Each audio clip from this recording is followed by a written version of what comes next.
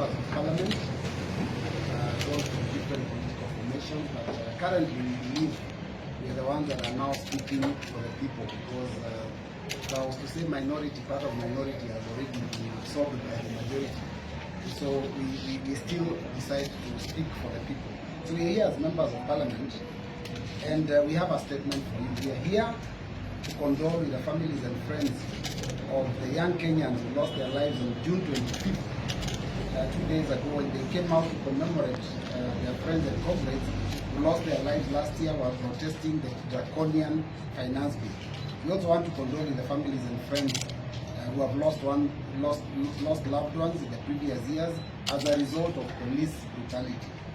We would like to offer our sympathies to those who are injured, some who are still in hospitals nursing serious injuries inflicted by police bullets. We also send our sympathies to those who are abducted and released, and ask that those who have never been returned and the ones abducted recently, as recent as a few days ago, be returned to their families. The life of a parent whose loved one is unaccounted for is totally unbearable. In fact, sometimes it might be better to receive a body and bury than to live with the uncertainty, which of course has no closure. Now, during the recent demonstrations and the past demonstrations, we saw massive destruction of public and personal property, including looting and vandalism of shops and even banks. This has always happened whenever there are demonstrations, but it is an act of criminal elements who take advantage of peaceful demonstrations to steal. We condemn in the strongest terms possible the acts of those criminal elements and totally distance ourselves from their actions.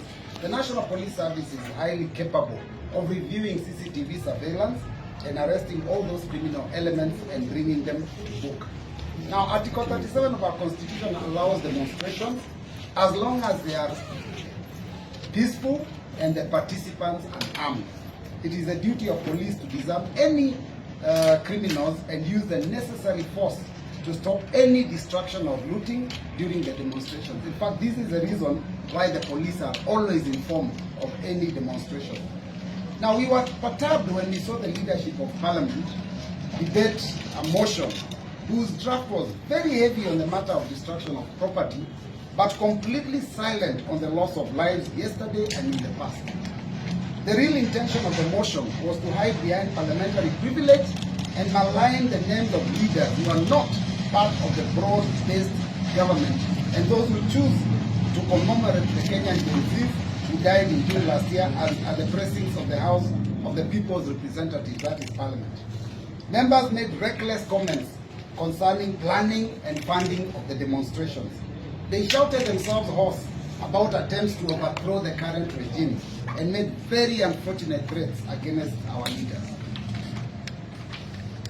On the matters raised yesterday, we want to remind them that the leaders who have been quoted to incite violence are all part of the Kenya Kwanza regime. A current sitting governor was quoted threatening he will stamp his authority on demonstrators who attempt to destroy property. Last week, the people who came out to demonstrate to ask for justice for Albert Ojwang, who was killed in a police cell, were beaten mercilessly by goons escorted by police in full glare of the media. A member of parliament from Rift Valley and another one from South Nyanza were in newspaper headlines threatening to deal with demonstrators. One actually said that he would transport thugs from his region to deal with the demonstrators on 25th of June. He insinuated that if the rungu-wielding goons had caused some pain, his thugs would be more lethal.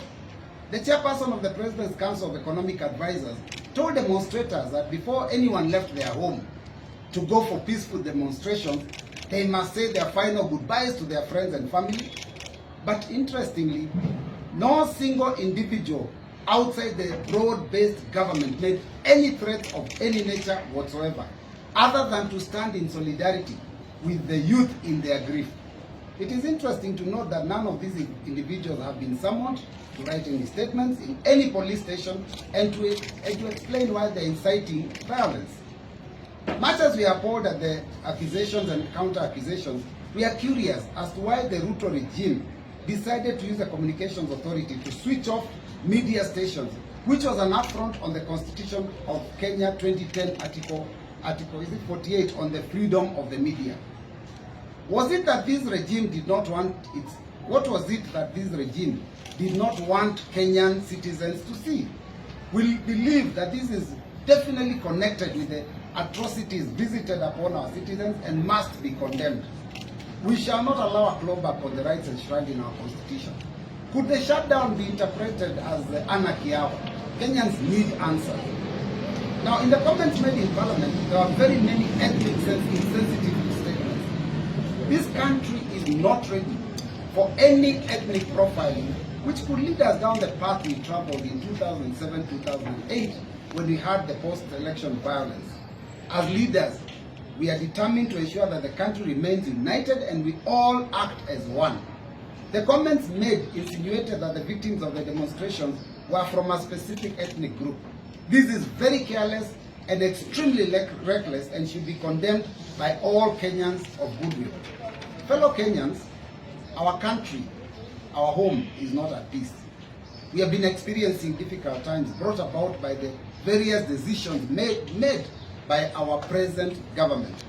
The very many promises made during the last campaigns and the excessive taxes imposed since 2023 have been the trigger of anger by Kenyans. Kenyans were promised heaven on earth, but what we are literally seeing is that we are in hell. When it came to a head in 2024 and the finance bill was withdrawn, more promises were made by the president himself. The regime promised to reduce government wastage and expenditure. Since then, the number of advisors in the offices of CSL, in the office of the president, have gone up, and the government is still spending